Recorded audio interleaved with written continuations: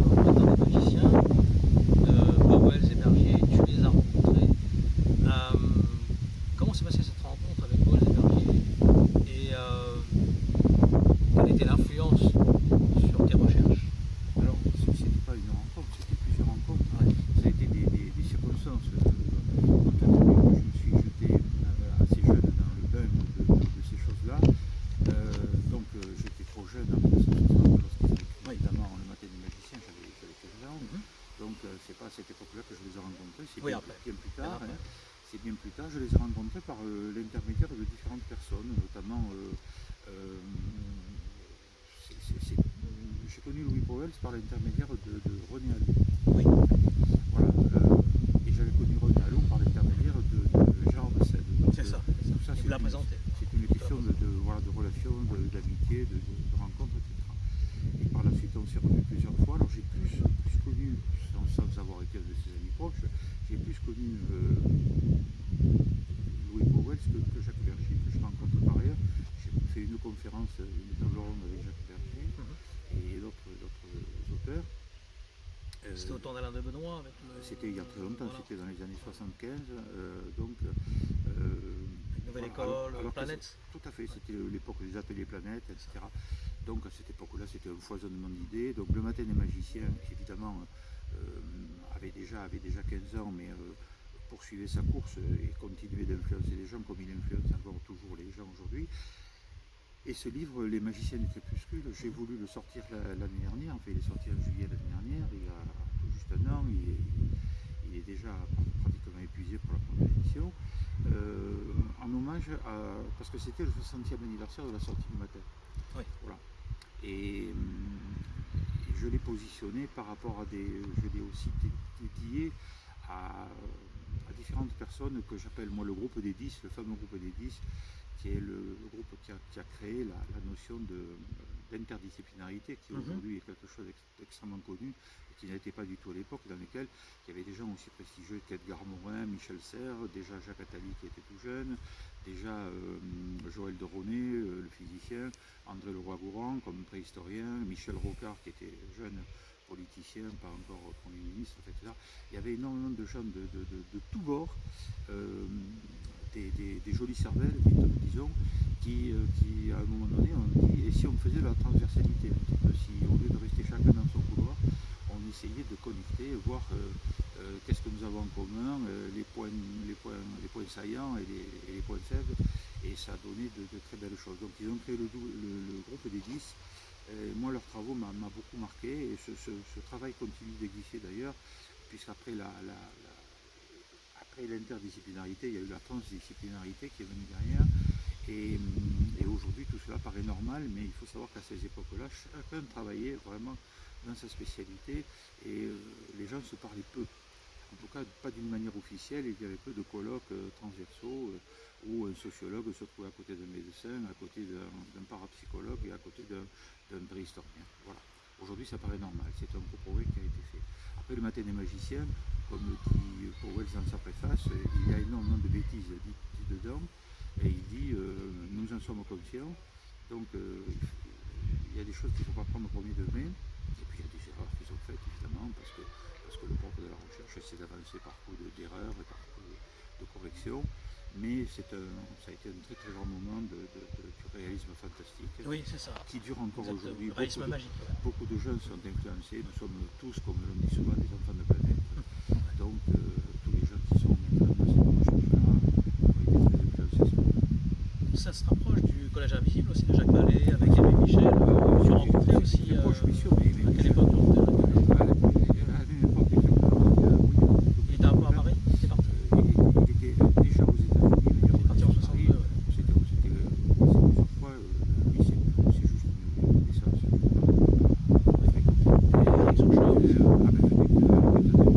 Il vous salue.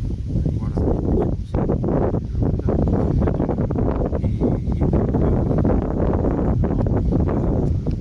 Tout ça c'était un bouillonnement de milieu,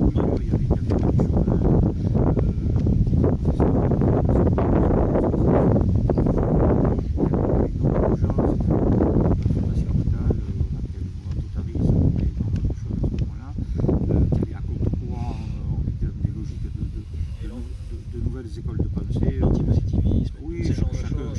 se brassait un petit peu dans ce coin. Il y a eu énormément d'erreurs, de coups pour rien qui ont été faits, mais je pense qu'aujourd'hui il y a des choses qui sont ressorties.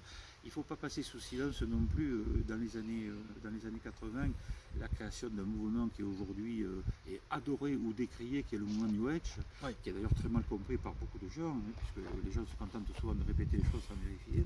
Mais lorsque Marilyn Ferguson aux États-Unis a mis en forme dans son livre L'ère d'Aquarius, pour un changement de paradigme, le mouvement New Age, elle s'est placée dans le prolongement des travaux de Paul Lecourt, des travaux d'Atlantis de la première époque, qui lui-même avait été très influencé par la théosophie de Blavatsky, avec toutes les erreurs et les énormités. Alice Bailey, Oui, c'est ça, que ces gens-là ont pu dire et écrire, mais il n'y a que ceux qui font rien qui ne se trompent jamais.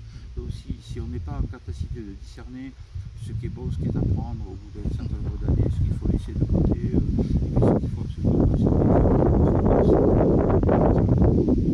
Serge Hutin aussi a fait un très grand travail pour Parlement Invisible, les sociétés secrètes. Serge était un grand ami. Tu l'as connu aussi. Oui, un grand ami personnel.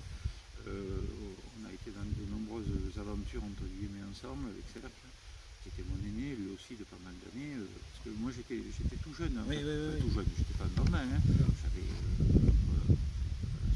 là j'avais 27, 28 ans, 30 ans, etc. Donc on n'était pas. Mais Serge avait des années de plus que moi, évidemment, comme Jimmy Dieu, qui était un ami de longue date aussi, etc. Donc, tu sais, l'un des privilèges de l'âge, c'est que lorsqu'on arrive à un certain âge, et bien, du coup, on a connu beaucoup de monde. Bien sûr. Mais ça n'a rien de. C'est pas pour ça qu'on nous donne des décorations, je veux dire, ça n'a rien de. C'est le fait des rencontres. C'était l'effet d'un moment, c'est d'une époque. Voilà. Et quand en plus on l'a provoqué, ce qui a été mon cas, parce que moi j'étais quand même à la pointe d'un certain nombre de choses, je cherchais un certain nombre de choses, donc j'allais taper aux portes, j'attendais qu'on me les ouvre, et des fois je mettais le pied dans la porte, donc voilà, j'ai rencontré Francis Nazière par exemple, qui a été un ami, Robert Charroux bien sûr aussi, par rapport à l'île de Pâques, oui, voilà, Charpentier, oui, c'est l'équipe de la commission, alors Louis Charpentier, c'est un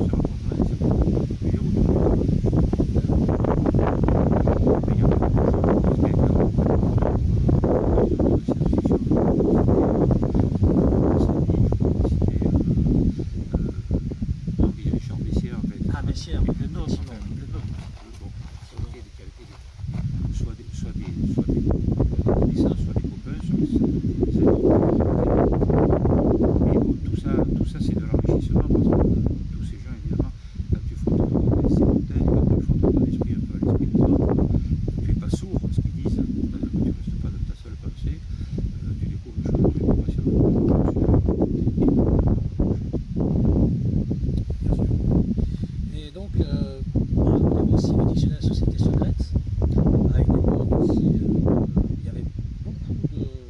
personnes, hein, Robert Amadou, C'est ça. Jacques Darès, Jean-Pierre Bayard, Jean-Claude Frère, Tout à fait. qui avaient écrit aussi sur les sociétés du mal. Tout à fait. Alors certains d'entre eux, je les ai effectivement bien connus, d'autres moins. Pierre Mariel. Pierre Mariel, qui était un pseudo, puisque Oui. Pierre Mariel, son vrai nom, c'est Jean Trou. Mais Pierre Mariel, Jean c'est Faure. pas ça. Jean Faure, évidemment, remarquable. Jean Faure, ça c'est l'équipe d'Atlantis. Voilà. Voilà. Collaborateur d'Atlantis, on peut y rajouter Eugène Cancelier, Jacques Duchossois, mon ami Patrick Rivière qui vient de décéder, mais qui était subitement il y a quelques mois, et beaucoup d'autres. Jean Faure, c'est sur le symbolisme traditionnel. En fait. Tout à fait, tout à fait. Ouais. Jean Faure était très intéressant. Jean Faure est venu souvent à Rennes Neuchâtel. D'accord. Un visiteur, il ne cherchait pas quoi que ce soit, mais souvent on s'est rencontrés plusieurs fois, plusieurs. Bah, ces personnes-là venaient à Montségur, à Rennes-le-Château. Oui, oui. Bah, c'est quelque chose qui était particulier. Oui, je pense que ça fait c'est très bien. Ouais. 74-75, Tu fais partie toute l'époque de Charivari, voilà, tu fais partie de cette glorieuse cohorte. Nous parcourons la France un peu comme dans un jeu d'orientation, nous pointons un certain nombre de bornes. Alors c'est très amusant parce Grand-père que Guithieu que tu as connu peut-être. voilà, à l'époque. exactement. Donc on se dit, mais alors tu es passé, ben oui, je suis allé à Chartres, ben oui, j'étais à Rocamadour, ben oui, j'ai pointé à Worcillande, ben oui, j'ai fait ceci, fait cela. Mais c'est obligatoire, c'est dans le plan matériel, dans le plan physique, c'est la vision du plan physique, enfin c'est la partie physique du parcours initiatique. Après, il y a une autre partie qui est tout à fait personnelle et intimiste, mais la partie physique, elle va de lieu en lieu, en fait, c'est aller signer tel bâtiment ou aller pèleriner, voilà, c'est tout à fait naturel. Tous les gens qui sont sur cette quête, de la vie, sont obligés de se déplacer. Et on va à la rencontre des travaux des autres, on va à la rencontre de ce que les autres ont laissé, on les voit, ces travaux, on ne les voit pas, parce que comme j'ai souvent coutume de dire et de répéter, vieillissant, on devient un peu répétitif, je répète toujours, c'est très très vieil en âge, ce n'est que mais c'est très important de se dire, je suis passé 100 fois à cet endroit et je n'avais pas vu, et pourtant c'était là. Et aujourd'hui, je suis plus éveillé, je vois, et avant ça, je ne voyais pas. Ça, c'est tu l'as vécu, ça, de vie, c'est pas du tout quelque chose d'original. C'est juste, on s'ouvre plus, on devient plus Si on ne attentif. comprend pas dans cette vie, on le saura dans la prochaine, comme c'est Jacques Breuer. Peut-être bien, peut-être bien. Jacques Breuer, tu l'avais connu aussi. Alors Jacques Breuer, d'Argigny. tout à fait sur la fin, mais j'ai surtout connu des jeunes de son Gabriel Carmy, de Metz, de Saint-Graal. Gabriel Carmy, je l'ai connu effectivement à Provins, mais j'ai surtout connu des jeunes de groupe de Maria, puis j'ai suivi de près et de loin à différents titres toute l'affaire Sur un jour. par la suite de la malheureuse affaire de Jean C'était Hôtel Solaire. Ils ont joué et écrit une spéciale. Et oui, jouaient. Guy Morbeau se sont inspirés, mais bon, Jacques Breuer n'était pas du tout à la base du tout. instigateur de ça. C'est une grande erreur de lui faire porter Bien sûr. il n'a jamais écouté d'ailleurs, il n'a même pas fait le premier reportage. Le premier ordre de Superman et Temple Solaire n'a pas été écouté par lui, a été créé par Jean Soutin. Voilà. Il y a eu plein d'ordres assez étranges en Allemagne, société secrète, plein de Bibliothèque, Orphan of Militant, ORT. Et à côté, il y a celui de France. Voilà, il y a celle d'Allemagne, voilà. Et il y a même le TR également, Voilà. qui lui est très très mystérieux. C'est encore autre chose. Mais bon, Sur tout ce qui est lié aux sociétés secrètes, tu t'y es intéressé depuis très longtemps aussi, j'imagine. Oui, depuis, c'est quelque chose qui te passionne. depuis oui, une grosse quarantaine d'années. Lié au catharisme aussi, parce qu'il y a eu toute l'histoire des Oui, polaires, oui. par exemple avec l'affaire de Voilà, mais Antonin Gada, mais Doran. voilà, j'essaie justement de. Tu peux comme auberge, puisque prochainement je vais dessus. Ouais. J'essaie de démystifier, de faire très attention, de ne pas mélanger le catharisme et les sociétés secrètes, parce que pour moi il n'y a pas d'ésotérisme dans le catharisme. Il y a une très grande spiritualité, mais il n'y a pas d'ésotérisme. Bon, enfin, où il y a un ésotérisme Il a été repris dans la hausse cour. au sens. Non, mais il y a un ésotérisme au sens pur et étymologique du terme, c'est-à-dire de l'intérieur, un travail de l'intérieur. Ça, c'est la spiritualité cathare est considérable de ce point de vue-là.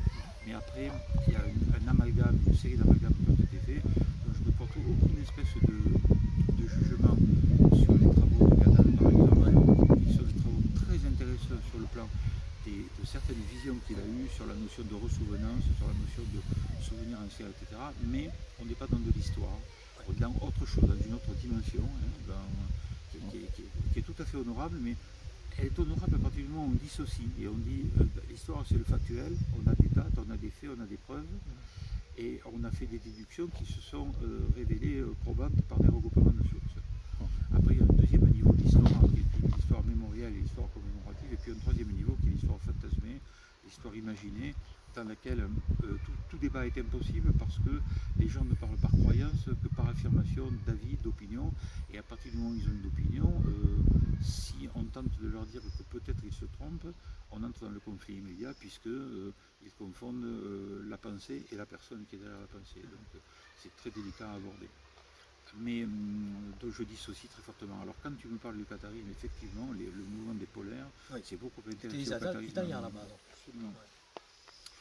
Les polaires, c'est Zam Votiva, c'est-à-dire l'ancien maçon italien, César Iacomani qui est derrière, etc. C'est aussi des très très grands dignitaires de plusieurs obédiences maçonniques. Aussi. Oui, et puis voilà. de grandes obédiences maçonniques françaises de l'époque, quand ils étaient membres des polaires, avec Victor Blanchard, avec énormément de gens de cette académie, Jean Bricot et pas mal d'autres, qui étaient des personnalités remarquables de l'ésotérisme à une certaine époque, tous membres dirigeants de la Fudosie. Oui, la Fudosie. etc. Tous ils s'étaient regroupés, Voilà. toutes les Voilà. loges, même à Toulouse aussi. Absolument, Et la Fudosie, après, c'est arrêté. La Fudosie s'est arrêtée. Mais là, bon, alors j'en parle dans mon bouquin, j'ai de nombreuses pages sur cette question-là. Mais bon, après on entre dans du détail qui n'est pas forcément très intéressant, en tout cas dont on ne peut pas débattre. J'ai envie de dire entre deux portes comme ça, c'est long, c'est compliqué. Si on veut être sérieux, il faut aller au fond des choses. Et chaque fil qu'on tire demande des mois et des années de réflexion. Voilà. Et c'est vrai que par rapport à Montségur, Autoran a fait connaître une sorte de mythe, en quelque sorte, d'un Montségur, de Montserrat, lié à Montsalva, on est très dans Parsifal. Il est probable qu'historiquement, le premier qui a levé l'affaire du Graal pyrénéen, qui a commencé à parler du Graal, c'est Joséph Péladan. Oui, Péladan. Très probablement, avec son groupe. Je dis très probablement parce que je suis en train d'explorer des documents actuellement qui montrent qu'on a encore une antériorité à Péladan, mais je ne peux pas le préciser à la seconde. Là. Je ne peux pas le dire avec certitude. Dès le début du XIXe siècle, on a des allusions à l'histoire gralique dans les Pyrénées. Et puis alors ensuite, après Joseph Péladan, on a effectivement Autoran, mais Autoran qui a été, quand on dit il a fait connaître, oui, il a fait connaître par son livre, mais il a été d'abord, il a été l'élève de Gadal. Sans Gadal, pas de preuve contre le Graal. Voilà, sans Gadal, tu l'as bien résumé, exactement, c'est tout à fait ça. Et alors après ça, il y a quelqu'un qui est passé sous silence, on parle très peu, mais qui a eu une influence absolument considérable dans les années 50-60, un auteur extraordinaire sur le plan littéraire, de mon point de vue, et ça vaut tout pour moi. C'est Marc Augier. Ah oui, Marc Augier, qui était très connu sous le nom de Saint-Loup, qui était un ancien SS de la français. Charlemagne. Voilà, un ancien SS français qui a écrit des livres magnifiques. Jean Mabille aussi. Sur le plan, c'est ça, sur le plan style, avec un style magnifique. Il a écrit un livre qui a énormément marqué à ces années-là, qui s'appelle Nouveau Qatar au Montségur, dans lequel Autoran est en scène dans un des héros du roman, avec une fille qui n'existe pas dans la réalité, mais qui est une personne évanescente, qui s'appelle Aouda Izarn, qui est la deuxième héroïne du livre. Et tout ça se passe sur le fond des auberges de jeunesse de l'entre-deux-guerres, enfin, dans une France mythique, nationaliste, Van der Vogel. et avec les Van der Vogel, les fameux oiseaux migrateurs, etc. Donc voilà. Et donc moi c'est une époque évidemment que je n'ai pas connue en direct parce que j'étais trop jeune, mais en revanche j'ai été témoin de par exemple Marius Couquet,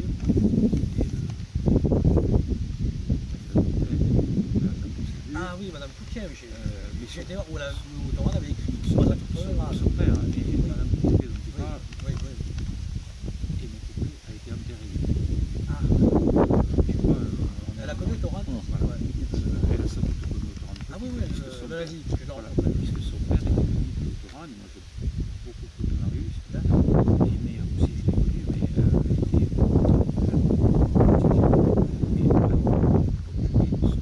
fils. Ça, c'était son père. Il avait l'hôtel des Marronniers qui a disparu. Ah oui, mais ça c'est Marronniers. oui, mais Oui, pardon, Alceste. alors que Marius,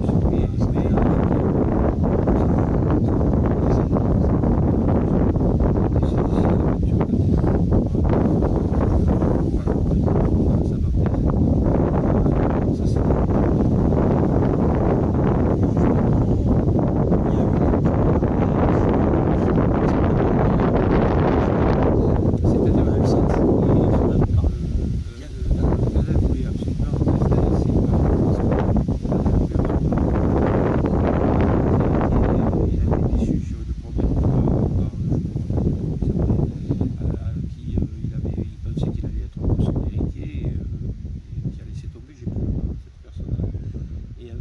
sont arrivés effectivement cette branche qu'on a appelée les Roses Croix d'Or de Harlem, qui aujourd'hui s'appelle le Lectorium Rosicruciana. À l'origine, sur le plan de l'affiliation, c'est un mouvement qui est dérivé, qui a essaimé de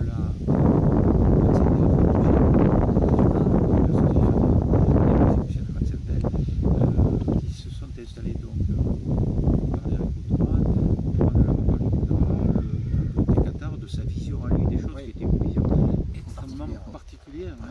Encore une fois, c'est une vision qui avait très peu à voir avec l'histoire. Il a inventé des choses extraordinaires parce qu'il il en a fait des frais grandement. oui, puis il est parti de la thématique, il est parti des histoires de Napoléon Peyrat, formidable chantre du catharisme qui a dit énormément de bêtises, qui s'est emporté par son imagination, mais qui en même temps avait une plume prodigieuse et qui a fait connaître le catharisme. Donc on ne peut pas du tout C'était noyer. plus un romantique exalté. Oui, on ne peut pas noyer noyer le bébé avec l'eau du bain. Ce sont des gens qui ont apporté énormément de choses et aussi beaucoup d'erreurs. Voilà, il faut dire beaucoup de choses intéressantes et beaucoup d'erreurs. C'est pas incompatible. On peut dire des bêtises parfois et en même temps des vérités. C'est pas contradictoire, on peut dire. Et donc Agadal se passe tout à fait dans l'affiliation de Napoléon Peyrat, en précisant par exemple que Napoléon Peyrat était un pasteur protestant. Et ça a beaucoup d'importance parce que les protestants ont travaillé et travaillent beaucoup sur le catharisme aujourd'hui. Il y a des auteurs remarquables qui travaillent actuellement, qui sont tous des pasteurs, des théologiens protestants qui travaillent sur le catharisme, qui font un très bon boulot là-dessus. Mais aussi ça puise ses racines très loin dans le temps, ce serait trop long d'en parler là, parce qu'il faut expliquer. Oui, parce qu'en fait, même Autoran, c'est parti. On est dans une société secrète, la Nerveur. C'est pas vraiment une société secrète, c'est plutôt des archéologues, Oui, on va dire, allemands. Tu parles pour Autoran. Oui. Qui avait été envoyé après pour faire des recherches. Alors, et d'où vient, enfin, la Tulée, on va revenir à la Tulée. Alors à ce stade-là, moi je suis extrêmement réservé. J'ai eu jadis à l'époque un débat tout à fait important avec, il doit rester des archives quelque part, avec Christian Bernadac, quand il avait sorti son livre. Je n'étais absolument pas d'accord avec lui sur un certain nombre de points. Et je me rends compte aujourd'hui que de très nombreux historiens modernes remettent tout à fait l'hypothèse de Bernadac. Pourquoi il serait mort pour moi, ça ne tient pas la route. Autoran se transformant en Rudolf Hahn ne tient pas la route. Moi j'en reste sans avoir des preuves, donc je suis dans l'ordre de la conviction, ça veut dire rien en histoire, ce n'est qu'un avis et rien d'autre. J'en suis au fait que probablement Autoran aurait été exécuté. C'est probable, comme la plupart de ceux de l'époque. Dans le massif du Kufstein en Allemagne, et probablement, et c'est là que c'est peut-être intéressant, sur un ordre donné par, et je pèse mes mots, par la Sainte Vême. C'est-à-dire par les héritiers modernes de la Sainte Vême, qui, ce n'est pas une énormité de le dire, probablement existe encore, sous la forme d'une autre société secrète. Voilà. Donc, mais encore une fois, là, je suis de l'ordre de ce que je dis, je demande à personne de le croire sur parole, au contraire que les gens aillent vérifier. Mais pour moi, on en a pas mal discuté avec Christian Bernadac, on avait même fait un débat télévisé à l'époque, et dans lequel moi je disais que j'étais pas du tout d'accord. Autant ses travaux sont remarquables parce qu'il a sorti des archives, c'est un très bon journaliste Bernadac, il a sorti des archives remarquables. Autant, juste en face de la grotte. Mais après, l'hypothèse Rudolf Hahn, je la sens pas. Parce qu'alors après, ça a ouvert la piste à tout un tas Il aurait pu se suicider aussi pour l'Honduras, comme s'il avait échoué à sa mission. Oui, on l'a dit. C'est vrai que Non. beaucoup à l'époque qui étaient voyants, qui étaient Non. de la société anonyme, qui avaient échoué, ils étaient liquidés, comme Hanussen, Alors, qui avait vu. c'est ça, le mage à voilà. Mais alors, c'est ça, mais ce soir, chaque personne, j'ai envie de dire sa et solution. l'ancien de Memphis a été mis en camp. Alors, le problème de l'Andorra, si tu veux, ça fait partie des fantasmes dans le catharisme. D'accord. L'Andorra, on n'a rien en preuve. On a 2 témoignages en tout et pour tout. C'est comme la métempsychose, il y a tout un tas d'histoires qu'on raconte sur le catharisme. Je vais en parler le 21. Et comme je le dis, s'il y a des gens qui souhaitent m'apporter la contradiction, je l'écouterai avec plaisir, à condition qu'ils me citent directement. Voilà. Parce qu'il n'y a rien. L'Andorra Qatar, on sait simplement qu'un certain nombre de Qatars, pour ne pas parler, voyant qu'ils risquaient de céder à la torture, compte tenu qu'ils avaient un petit laps de temps en prison, se sont laissés mourir. Mais ça, c'est dans la conjoncture présente. À un moment donné, ça n'a rien à voir avec une règle pour le du qatarisme. À aucun moment, les Qatars n'ont promu le suicide. À aucun moment. Il faut être clair là-dessus. Voilà. Ça fait partie de ces sottises qu'on raconte sur le qatarisme. Et comme je dis, bienvenue si vous apportez des preuves. Bienvenue, ça fait avancer la machine. Mais de grâce, apporter autre chose que des avis et des convictions. Des preuves. Voilà.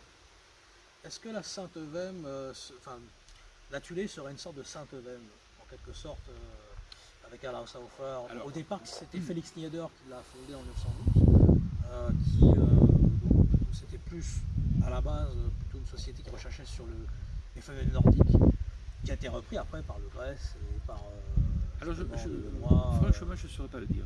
Je ne saurais pas dire si on peut créer une filiation entre la Tulée et la Sainte-Vème médiévale, l'ancienne. Ils se sont inspirés plutôt. Ah, une inspiration, ça fait plutôt ça. Pratiquement pas de doute. Mais la Sainte-Vème était une société justicière. Oui. Alors paradoxalement, je vais dire quelque chose d'énorme là aussi, qui était profondément chrétienne et qui pratiquait un christianisme très, très particulier quand même, parce que aller zigouiller les gens sur une condamnation par 3 francs-juges et dans l'heure qui suivait, c'est quand même un peu particulier, un peu expéditif. C'est pas trop chrétien comme attitude, mais c'était une société de justice bien particulière, qui avait un rôle bien particulier dans une zone bien particulière d'Allemagne. Elle n'était pas surtout l'Allemagne, progressivement elle s'est étendue. Et elle aurait, dit-on, continué ou résurgé dans l'entre-deux-guerres, à la frange de tous ces mouvements extrêmes, évidemment, qui se sont inspirés. Mais l'affiliation entre la Tulée directement et la Sainte-Vème, je ne sais pas. Inspiration, probablement. Il y avait beaucoup de sociétés germaniques aussi dans les années 30 qui se sont inspirées, qui étaient secrètes, qui en fait annonçaient presque beaucoup de choses. C'était d'autant plus intéressant que les premiers actes qu'a fait Hitler, c'est l'interdire les sociétés secrètes. Oui. C'est assez rigolo de voir tout ce qui s'est créé comme société à l'intérieur même du système nazi, et des sociétés qui s'ignoraient entre elles d'ailleurs. Il y avait Rosenberg, la MK Rosenberg, contre la Nonherbel, le Soleil Noir. Tout à fait. Et bien d'autres. Chacun avait taillé son propre empire à l'intérieur. Karl Maria Fliegutz. Voilà. Himmler avait sa propre mécanique, Willy Goods avait la sienne, Rosenberg avait la sienne, Goebbels avait autre chose de son côté. Enfin, chacun avait son empire parce que de manière il leur fallait survivre. C'était pas du tout repos d'être un dignitaire du Troisième Reich, puisqu'à tout instant il fallait regarder dans son dos quand même que quelqu'un ne vous mette pas un poignard entre les épaules. Donc, voilà.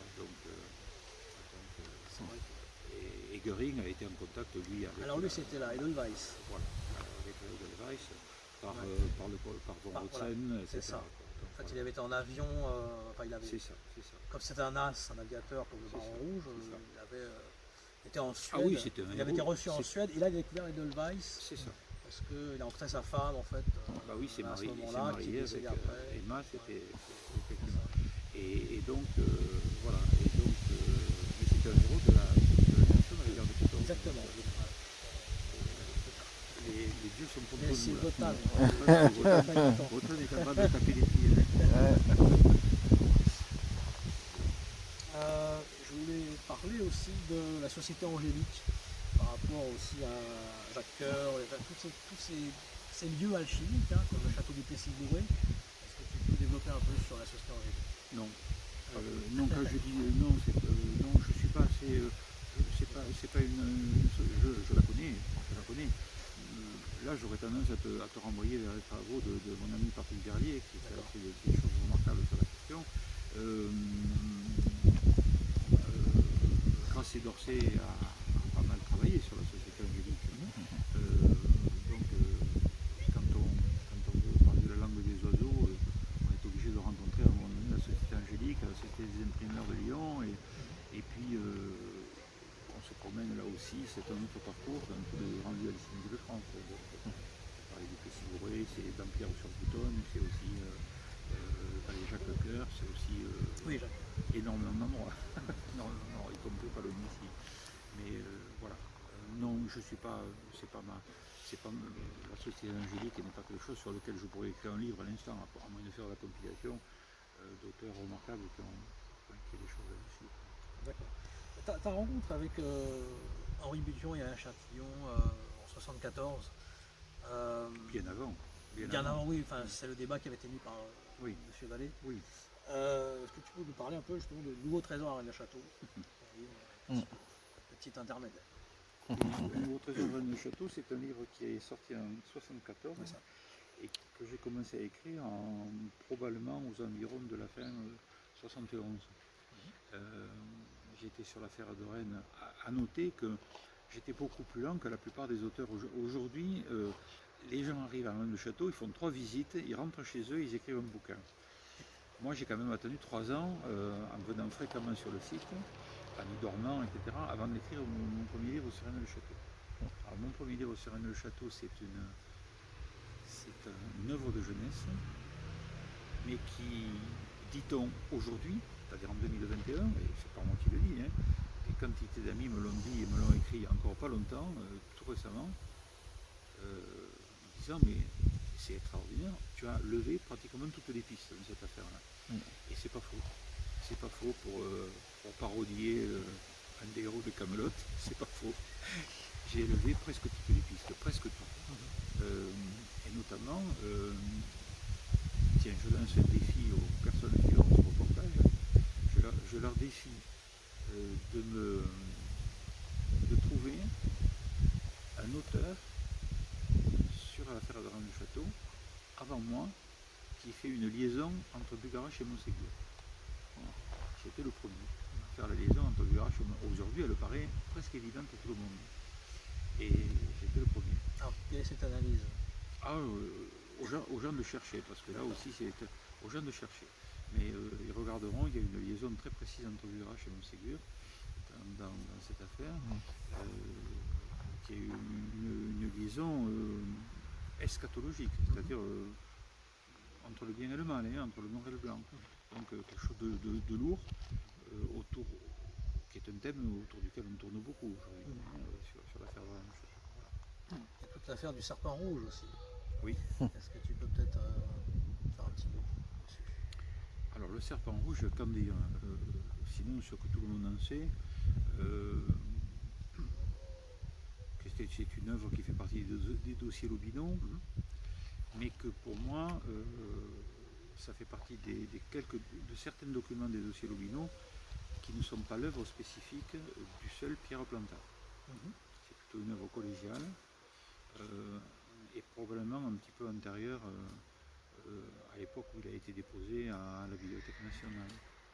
C'est une œuvre très intéressante, le serpent rouge, parce qu'elle fait preuve de connaissances ésotériques fortes, ce qui était le cas de Pierre Plantard. Pierre Plantard avait des connaissances fortes en ésotérisme, c'était pas du tout, sur ce terrain-là, c'était pas du tout, comme on dirait aujourd'hui, un plaisantin. C'est quelqu'un qui avait de vraies bases solides, il fait beaucoup de choses.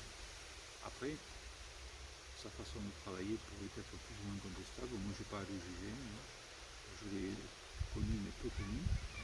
Pour une nouvelle chevalerie. Oui, non, mais je veux dire c'est que avant. Là aussi, on peut pas juger une personne non, c'est pas un jugement, sur une erreur ou deux qu'il a pu faire dans sa vie. C'est pas Tiers de France. Je ne suis pas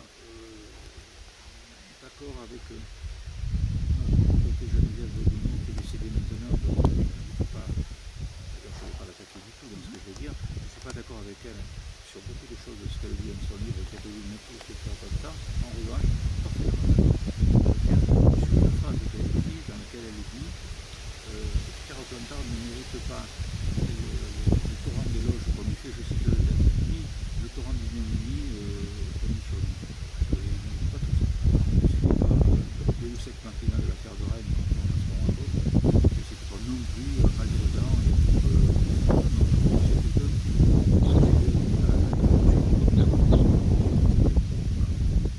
Est-ce que vous considérez le Béhérétio comme une société secrète?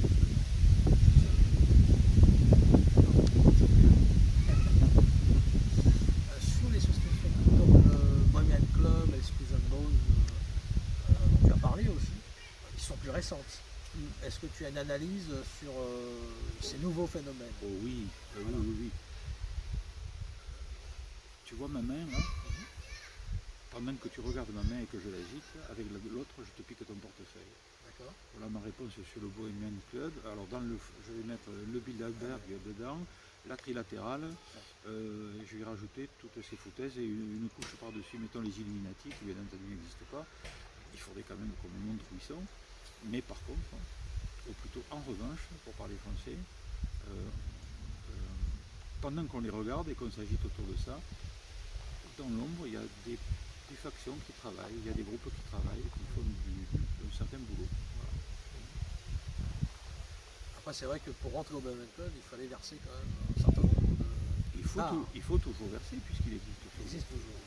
Il a été fondé il y a très longtemps. Oui, Il y a oui. un siècle. Oui. Un siècle.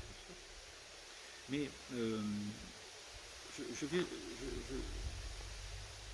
ne sais pas qui a dit ça, il n'y a pas longtemps, j'ai plus, mais c'est une citation que je fais moi-même souvent. Par définition, une société secrète, on n'en connaît rien. C'est discrète. Alors voilà, si une société, si on parle beaucoup d'une société ou de plusieurs sociétés, on ne parle pas de société secrète. Les gens qui te disent je fais partie d'une société secrète et qui font tout pour le laisser penser, qui prennent des attitudes étranges, ambiguës, etc., on a de la peine à croire qu'ils en fassent partie. Je veux dire, parce que c'est un vieil adage, l'initié ne parle pas, celui qui parle ne sait rien. Donc on peut toujours parler de choses autour de quelque chose, c'est une façon de ne jamais le menaçant. Jamais le menaçant. Voilà. Il y a deux façons de faire une tâche qu'on fait sur un mur. La première façon, c'est de prendre un chiffon ou une éponge, de gratter et d'effacer la tâche. La deuxième façon, c'est de faire d'autres tâches autour. Cette deuxième façon est beaucoup plus facile à utiliser parce qu'elle permet de garder la tâche au milieu, on ne la voit pas, elle est anonyme. Si on veut comprendre un tant soit peu les sociétés secrètes, hormis le fait qu'il faut lire impérativement les magiciens de crépuscule, parce que beaucoup de choses sont dites dedans, et il n'y a pas de codage, mais beaucoup de choses sont dites, y compris à travers les lignes. Notamment, je renvoie les jeunes toujours sur la fameuse classification de Charnay, qui est une grande classification importante, la classification, autrement dit, de Raoult-Luçon, puisque Charnay c'était Raoult-Luçon, et qui regarde bien qu'est-ce que c'est que le troisième niveau de société secrète dans l'entité de Charnay. Il regarde bien, qu'il creuse cette affaire-là, et ils comprendront pourquoi il est très très difficile de parler de quelque chose qui commence à ne plus exister au moment où on en parle. Déjà, il y a un parallèle qui est un raccourci, on parle de dire, ça vient un peu à ta pression, il n'a rien à voir avec à la base, c'est une société qui est historique. Est-ce que tu veux parler des églises de Bavière? Oui, les églises de Bavière, on commence à les connaître, même si on ne connaît pas bien. Les rituels viennent d'être publiés il y a 3 ans. C'est un remarquable travail et je souhaite beaucoup de bonheur à ceux qui essaieront de se les lire. Je l'ai fait pour dire que c'est quand même gratiné. Mais effectivement, les Illuminés de Bavière ont servi d'ancêtres à des on-dit. Et aujourd'hui, quand on parle des Illuminati, qui est une idée très américaine, comme il faut bien se chercher des ancêtres, on se cherche des ancêtres chez les Illuminés de Bavière. sur une certaine cohérence, se les chercher là plutôt qu'ailleurs. Mais, moi j'aimerais qu'on me dise aujourd'hui qui sont les Illuminati, qui sont leurs chefs, où ils habitent, si ces chefs font des communications, et bien si ça sort du cerveau de personnes qui font de la manipulation ou du bluff, parce qu'il y a les deux, donc faire de la manipulation et du bluff. Voilà. Mais il en est ainsi de toutes les sociétés, les grandes sociétés rosicruciennes qui aujourd'hui sont américaines et qui font par ailleurs de l'excellent travail et qui ont maintenant des filiales en France, en Europe, etc., et que je ne critique pas du tout, au contraire, j'en ai plutôt du bien dans mon livre, sont venus à l'origine se chercher des brevets de fiabilité, des patentes d'authenticité en France. Spencer Lewis est venu se faire initier, dit-il, à Toulouse, parce qu'à Toulouse c'était le siège de mouvements rosicruciens connus et de beaucoup moins connus en plus. Parce que quand on parle de Toulouse, la Société secrète catholique, il y avait l'Institut philanthropique, c'est ça. Et puis il y en avait l'association AA, et puis il y en avait dont on parle très peu. les Amis de l'Ordre, voilà, le le Vicomte de la Passe, qui n'était pas dans les sociétés chrétiennes importantes. Bien sûr, il y avait Pélagan, bien sûr, il y avait voilà. Voilà, donc on est venu chercher aux sources.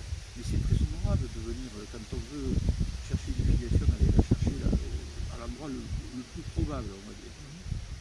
Pour autant, ça c'est vraiment le sujet d'un débat. Est-ce qu'il y a filiation quand il y a simplement imitation? Quelle est la relation entre filiation, transmission et imitation? L'ordre de la Rose-Croix à Toulouse aussi. C'est vrai qu'il y avait beaucoup d'ordres qui se regroupaient aussi avec la Toulouse Lapin du 17e et 19e siècle. C'était un point important. La capitale de la Rose-Croix française, comme Lyon est la capitale de la nationalité française. Et Paris, la capitale de la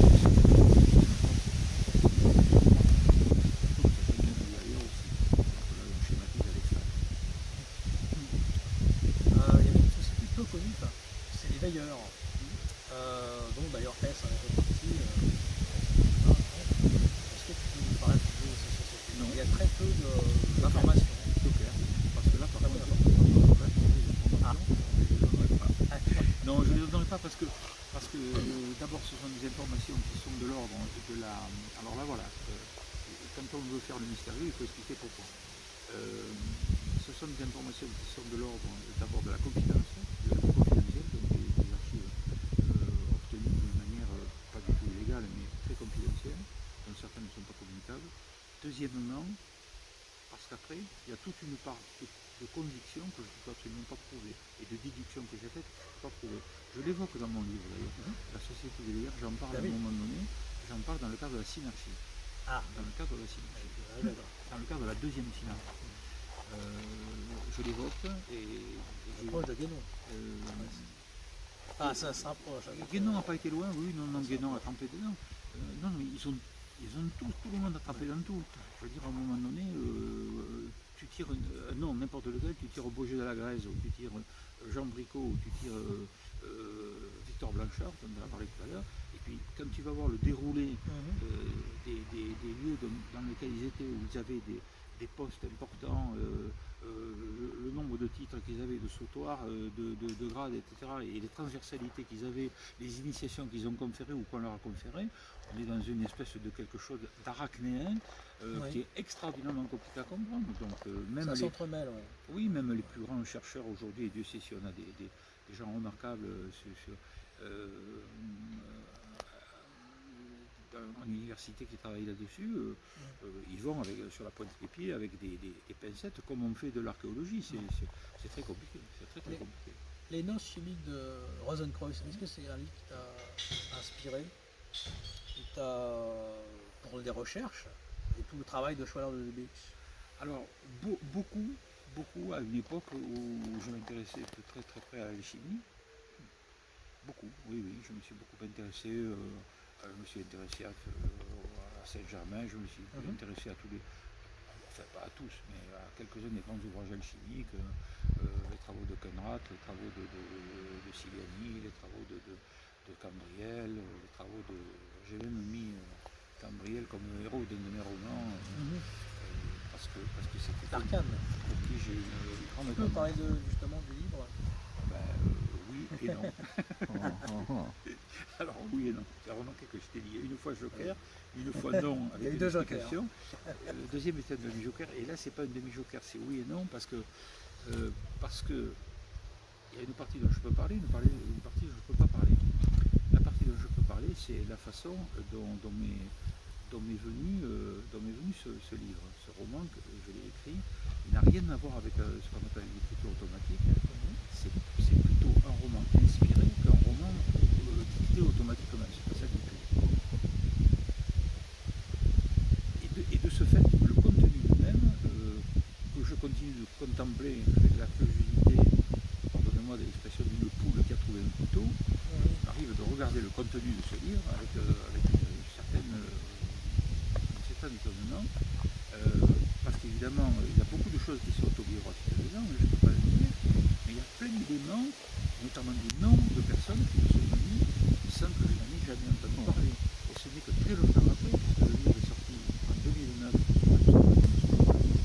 Jérôme Baraille, il a dans le silence absolu, enfin, il est codé à 3 niveaux, donc 2 niveaux conscients, qui se trouvent canadien, je dis clairement, là voilà, là on rejoint Hermès, et un troisième niveau que je ne comprends pas, qui est un niveau très inspiré. Donc il y a deux niveaux dans lesquels j'y suis pour quelque chose sur le plan volontaire, et il y en a un où je ne suis pas du tout. Et donc, c'est des années plus tard que certains noms ont surgi. Comment ça a pu se faire? Pourquoi? Qui c'est qui m'a dit ces noms-là? Je les avais jamais entendus, des noms très peu connus, et qui tout à coup ont une coïncidence, ont une réalité dans cette histoire. Enfin, dans une partie de cette histoire. Puis ça s'est déroulé sur 2 siècles, c'est très très compliqué, on y croise les maçons du rite de Narbonne, les chefs de pied marmissants, etc. C'est très compliqué. Mais il faut que les gens le lisent parce qu'il est absolument passionnant. Non mais vraiment, moi, c'est mon bébé, mais je le trouve vraiment étonnant comme bouquin. Voilà. Et alors, contre toute attente, je ne sais pas si c'est à toi que je le disais ou récemment à des amis, alors qu'il est terminé, c'est un livre fini, qui a été fini il y a très longtemps, il est sorti en 2009, mais il était fini depuis longtemps, je suis en train d'écrire une suite, qui était totalement pas prévue. J'allais te demander et ça recommence par le même phénomène. C'est-à-dire que j'écris un truc qui m'arrive. Une synchronicité arrive. Et c'est une suite de l'autre. C'est-à-dire qu'on y retrouve des gens de l'autre. Donc évidemment, il y a une organisation que je suis obligé de faire. Je peux pas, personne ne me croirait si je ne disais pas que je suis en train de faire un plan. Mais le plan, il m'apparaît. Une fois que j'ai écrit des morceaux d'histoire, le plan se met après dedans. Il se fabrique après, à l'envers. Tout à fait le contraire de certaines manières dont écrivent d'autres personnes. Je ne sais pas expliquer. Puis je ne suis pas le premier à dire que je ne sais pas. On ne sait pas ce qu'on fait quand on écrit. Voilà. Il faut une fois pour toutes le dire. Surtout sur l'aspect roman, je parle de l'aspect roman. Après, quand on fait un essai ou une thèse ou un rapport, là par contre on fait des plans, on écrit aussi premièrement, deuxièmement, troisièmement. Mais dans ce roman, moi je ne sais pas le faire. Je n'ai pas le talent de certains très grands romanciers, mais je ne sache pas que des très grands romanciers aient fait beaucoup de plans. Je ne crois pas que Balzac ou Dumas aient fait beaucoup de plans. Je pense qu'ils ont fait beaucoup de plans a posteriori. Ils ont écrit des morceaux d'histoire et ensuite ils se sont dit comment on corrèle tout ça et comment on le fait rendre crédible. Voilà. Par rapport aux Templiers, il y a des sociétés secrètes comme les Achichis qui ont peut-être inspiré les Templiers, le dieu de la montagne, Hassim Sabah, et aussi l'alchimie arabe et tout l'islam ésotérique, ismaélien, les frères de la pureté, tout ce soufisme. Est-ce que tu t'es justement intéressé aussi à ce côté qui est peu connu en fait finalement? Oui, je me suis beaucoup intéressé à ce côté-là à une époque quand je me suis intéressé au mouvement néo-templier. Ibn Arabi, ce qui est paradoxal, c'est que dans certains mouvements néo-templiers, Je suis remonté chercher des sources jusqu'au Maroc ou au Liban, dans des vieilles souvenances, telles qu'un ordre mystérieux qui s'appelait l'ordre des frères d'Agadir, Oui. dont j'ai vu des traces, etc. J'ai vu des transmissions au temple avec les moines maronites au Liban. En fait. Mais c'est déjà ancien pour moi, je ne suis plus dans cette actualité-là, parce que là aussi, l'ordre du temple, c'est un monde auquel on a tout fait dire, on leur a prêté n'importe quoi, donc on a des templiers en soucoupe volante, on a des templiers qui gardent le Graal, ils ont récupéré l'Arche de l'Alliance, ils l'ont ramené en France, ils ont fait l'alchimie, ils ont transféré la culture arabe en France, etc. Tout ça n'est pas faux et tout ça n'est pas entièrement vrai. Donc il faut aller trouver le je ne suis pas dedans actuellement, donc je crois que ma parole sur médium n'a pas d'intérêt si c'est pour répéter ce que je sais. Les choses telles. Mais c'est vrai qu'il y a une influence, par exemple, la Symphone Shabbatonov, qui a inspiré par la maçonnerie, ou les Manakites ont inspiré l'ordre noir. C'est vrai qu'il y a des parallèles. Mais oui, il y a des porosités, ça va beaucoup plus loin, on a dit que les parallèles sont des vraies porosités, entre des milieux où les choses se déplacent du milieu le plus concentré au moins concentré, en fait, tu vois, c'est clair, absolument, il y a des porosités totales, c'est pour ça que c'est extrêmement compliqué. Lorsqu'on commence à tirer un fil, on remonte sur des sectes anciennes, des anciennes hérésies, etc. Et là, il faut C'est ça. incroyable. Dans le texte, ça va avoir dit. Voilà. Moi, je me suis amusé à une époque à cette période-là, croyant, je me suis inscrit au cours de Jean Varenne à Aix-en-Provence il y a très longtemps, au cours de Sanskrit de Jean Varenne. Je connaissais un peu Jean Varenne. Il y avait en accordance. Oui, Travail en oui. D'accord.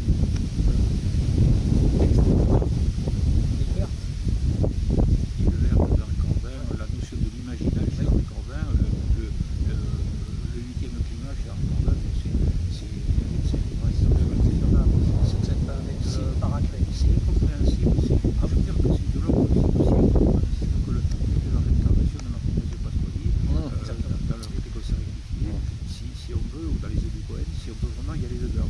Donc on peut en parler comme ça, en café de commerce, et après pour entrer dedans, non, il faut être sérieux. Quoi. C'est Comme la doctrine secrète, la base. Je dirais même que non seulement il faut être spécialiste, mais il faut être même préparé de l'intérieur. Il faut être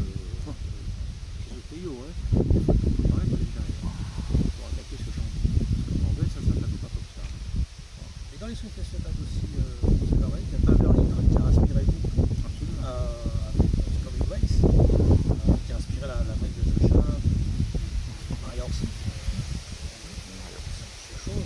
Beverly Toll, c'est quelque chose qui t'a parlé au Oui, c'est un personnage intéressant. J'en parle dans mon livre. J'en parle dans mon livre.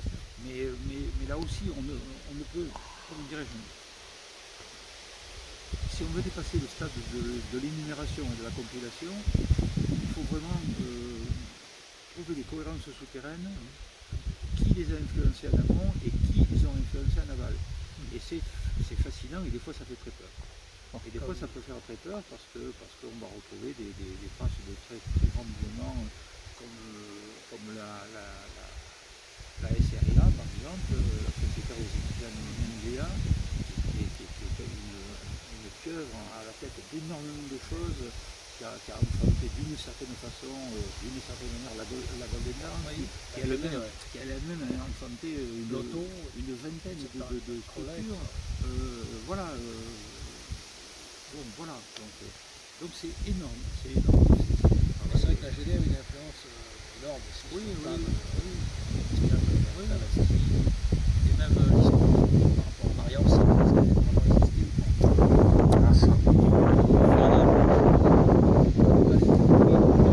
J'ai rencontré des gens qui disent l'avoir connue. D'autres disent que c'est une fumisterie, elle n'a jamais existé, mais c'est exactement comme dans un autre disait, son nom m'échappe, mais c'est.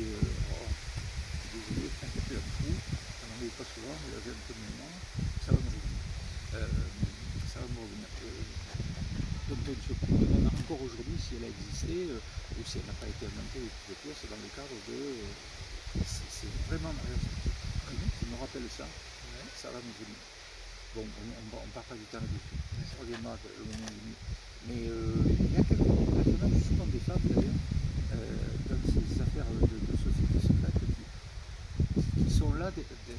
D'ailleurs, c'est un des thèmes sur lesquels je travaille actuellement. Alors là, c'est les grandes femmes derrière les grands hommes. Voilà. Dans l'ésotérisme et dans le féminisme. Et là, il y a quelque chose de tout à fait extraordinaire. Moi, je travaille par exemple sur la personnalité de Moïna Bergson, la sœur de Bergson, qui était la femme de Sir William Anders, qui a été probablement la fondatrice de la Golden Dawn, en tout cas celle qui en a écrit les principaux statuts et les principaux rituels. Et on ne parle quasiment jamais d'elle. Elle a été une des initiatrices de Dion Fortune, etc. C'est une grande sorcière, entre guillemets, au sens noble du terme, qui était des sacrées bonnes femmes. Enfin, je veux dire, c'était des sacrés personnages. Être une femme à ces niveaux d'initiation, à ces époques-là, c'est quand même pas à la portée du premier ministre. Voilà. Donc ça, c'est des sujets qui m'intéressent beaucoup aujourd'hui, et puis voilà. Le personnage de Crowley, lié à l'auto, qui a influencé en fait beaucoup de sociétés actuelles, d'une certaine façon, est-ce que tu peux faire un lien? Alors, j'évite de... c'est très curieux. Après, il y a le tarot de Crowley qui est très intéressant. J'ai eu une conversation il y a 4 jours sur Crowley, là, au Festival du Livre, et moi j'évite de parler d'Aleister Crowley parce que ça a été un personnage il n'est pas ambivalent, il est polyvalent. Oui. Il a de très nombreuses facettes. Et lorsque on aborde des personnages comme Aleister Crowley, il n'y en a pas, il y en a beaucoup, mais il n'y en a pas énormément dans l'histoire de l'ésotérisme, de l'occultisme et de la magie cérémonielle et de la haute magie opérative qui sont allés si loin. Donc j'évite à un moment donné, les mots ont un sens et les mots peuvent déclencher un certain nombre de choses. Donc j'évite d'en parler trop.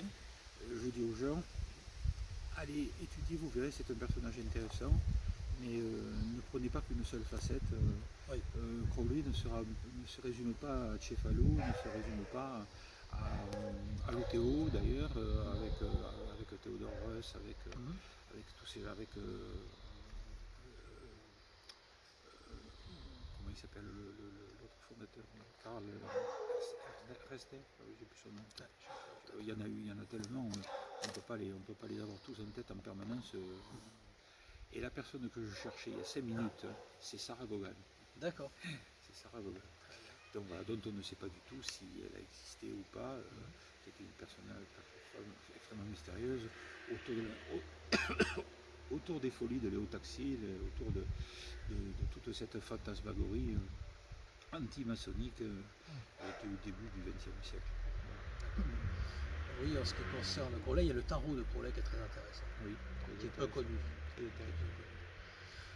Est-ce que tu as un dernier message à faire passer? Un message à faire passer. Message. Oh, un message. Actuellement, nous sommes dans une époque où le complotisme et le conspirationnisme battent son plein. Alors, pour moi, ce ne sont pas des gros mots, complotisme et conspirationnisme. Si je devais faire passer un message, je dirais aux gens, rappelez-vous qu'une opinion n'est pas une connaissance. Rappelez-vous qu'une connaissance, c'est quelque chose qui est vérifié, avéré, et qu'on considère comme vrai pour un moment donné. Et à ce sens, elle relève du champ de science. Faites très attention à tout ce qui se raconte actuellement partout. Vérifier, recroiser les sources, et les majorités n'ont pas forcément raison. C'est pas parce que beaucoup de gens disent la même chose qu'une chose est vraie. C'est très souvent exactement le contraire. Très souvent, la vérité est très difficile à extraire parce qu'elle ne nous convient pas, parce qu'elle n'est pas facile à accepter. Et de ce fait, on la laisse. Et les gens glissent de ce qu'on appelle des biais de cognition, c'est-à-dire des biais surtout de confirmation, qui veulent surtout chercher des choses qui vont les conforter qui vont conforter les idées préconçues Ils avaient déjà. avancées. Voilà. Mais c'est juste un message, puisque tu me le demandes. Après, c'est nullement un enseignement et nullement une injonction, en aucune manière. Hein. C'est juste un message. Voilà. Le sens du discernement, c'est de ne pas confondre, par exemple, la science et la recherche. La plupart des gens, si vous leur demandez, si on leur demande la différence entre la science et la recherche, ils vont vous dire que c'est la même chose. C'est exactement le contraire. La science, c'est le corpus, l'ensemble des faits, des réalités, des vérités qui sont avérées, prouvées à un moment donné. La science, c'est vérifié jusqu'à ce que ça soit infirmé par d'autres actes. Et la recherche, c'est exactement l'ensemble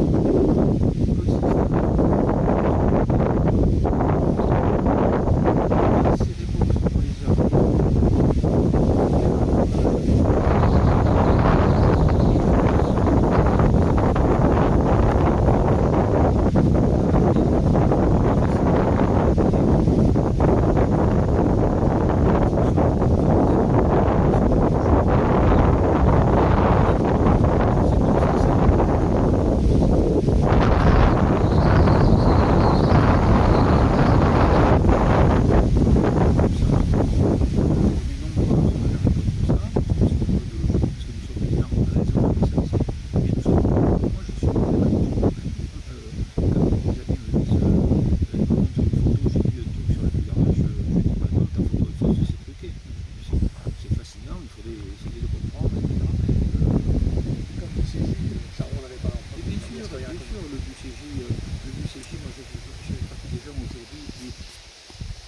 Ayant quelques compétences spéléologiques souterraines, difficiles à faire, avec des responsabilités relativement importantes et des connaissances techniques sur ces questions-là, je n'ai jamais rien entendu sur le BCJ qui a une quelconque cohérence en matière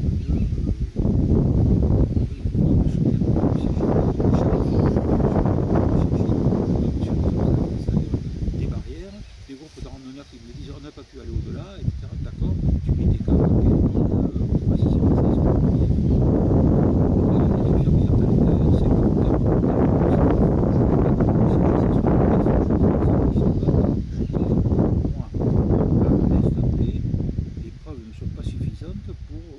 constituer un objet de recherche.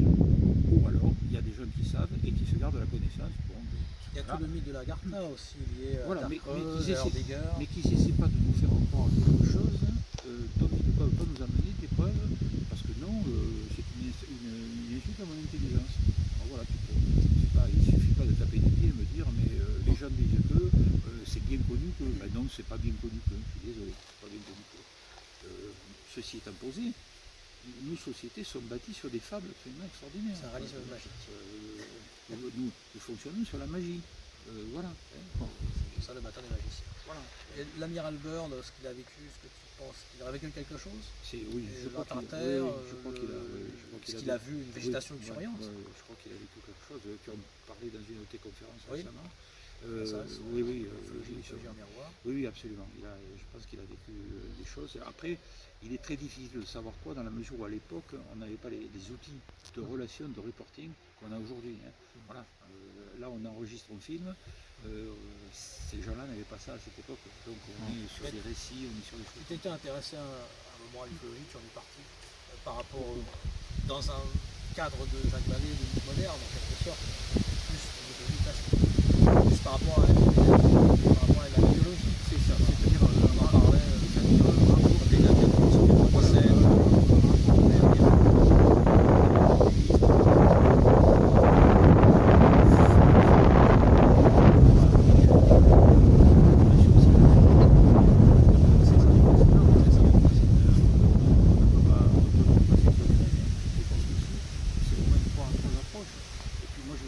intéressé au problème des contactés. À l'époque, on parlait de contactés, pas des abductés, des contactés. Mais après, là, pour les raisons que tu sais, là, vraiment, je n'en dirai pas plus. C'était plus par rapport à Jacques Vallée, des recherches. Voilà.